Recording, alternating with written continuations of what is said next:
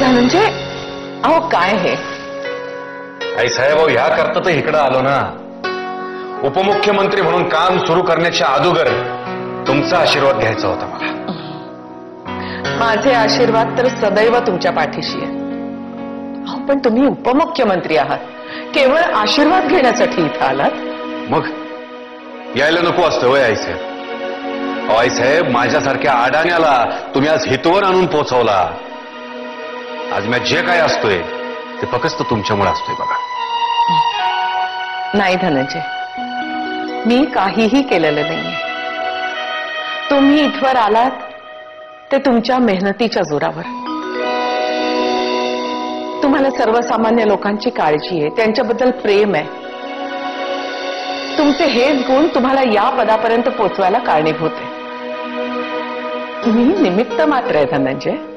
आईसाहेब, माझ्यात हे जे काही गुण आलेत ना ते सगळे तुमच्यामुळे आले. अहो चांगल्या वाईटाची समज तुमच्यामुळे मला आली. माझ्यातला खरेपणा जो काही टिकून आहे ना तो आईसाहेब आज तुमच्यामुळे टिकून आहे. त्यावेळेला त्या सुप्रिया आणि माझ्या त्या हलकट पोरानं कारस्थान करून मला इकडून घालवायचा कट केलेला होता. पण तुमच्यामुळं काय ती सत्य परिस्थिती माझ्या पुढे आली. तुम्ही काय ते खरं माझ्या पुढे ठेवलं आणि मला पुन्हा ताठ मानेनं मुंबईत जगायला घेऊन आलात. मधल्या काळात त्या खोबडतोंडे इनामदाराच्या नादी लागून तुमचं लय मोठं नुकसान केलं होतं म्या.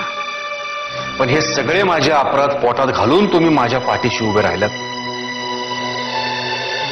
धनंजय, माणूस चुकतो, पण म्हणून तो माणूस चुकीचा असतो असं नाही. तुमच्याविषयी मला पहिल्या दिवसापासूनच विश्वास होता आणि त्या विश्वासावरच तुम्ही आज मला ह्या उपमुख्यमंत्री पदापर्यंत आणून पोहोचवलेलं असतंय. मला उपमुख्यमंत्री पदापर्यंत आणण्याकरता तुम्ही काय काय केलंय सुशांत साहेबांनी सगळं घातले माझ्या कानावर. असो, प्रत्येकाला त्याच्या योग्यतेनुसारच संधी मिळते. तुम्ही उपमुख्यमंत्री झालात, लोकांनी याला मान्यता दिलीये ते तुमच्यातला सच्चेपणा आणि काम करायची धडाडी पाहूनच. आज आपल्या राज्याची किंबहुना देशाची स्थिती खूप नाजूक झाली आहे. आपल्यासमोर खूप आव्हानं आहेत, अनंत अडचणी आहेत. पण तुमच्यासारखा सच्चा धडाडीचा माणूसच राज्याला परत ताठ मानेनं उभा करेल. साहेब, तुम्ही ज्या विश्वासानं मला हे सगळं सांगून राहिलंय ना त्या विश्वासाची शपथ घेऊन सांगतो आई साहेब, जनतेच्या अपेक्षा पुऱ्या करण्याचा माझ्या परीनं म्या पूर्ण प्रयत्न करणार. आई साहेब, आणि एक बोलायचं होतं बघा. बोलायचं काय, तुमची माफी मागायची होती मला.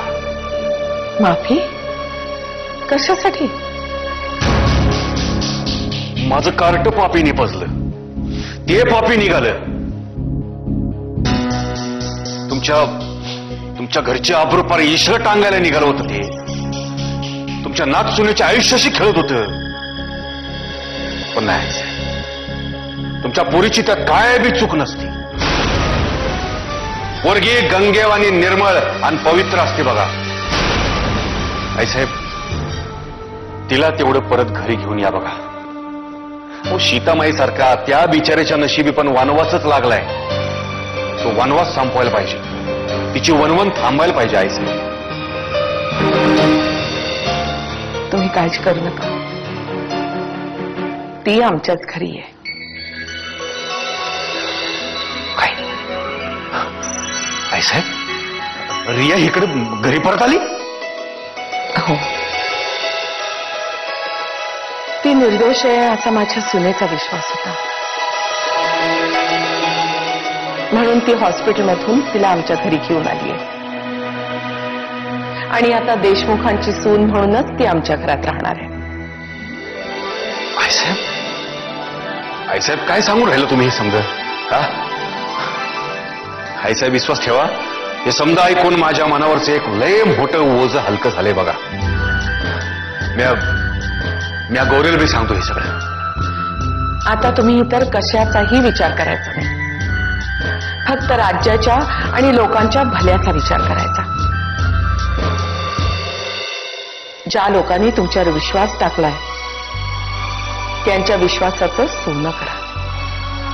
आईसाहेब, आज या राज्याचं उपमुख्यमंत्री म्हणून मी तुम्हाला सबूत देऊन राहतोय का माझा अखेरचा श्वास चालू असेपर्यंत या राज्याच्या जनतेचाच आणि या राज्याचाच विचार करून राहील. मी लोकांच्या हिताचेच निर्णय घेईल. मी सत्तेत राहून पैसे गोळा करणाऱ्या भिकाऱ्यांपरीच लोकात राहून त्यांचं प्रेम मिळविल मी. आणि येऊ दे ना, किती बी मोहाचे क्षण येऊ दे, हा धनंजय ध्येयापासून ढळणार नाही. अडचणी आल्या तरी डगमगणार नाही. तुमच्या विश्वासाची अखेरपर्यंत जपणूक करल. मी सबूत आहे माझं तुम्हाला.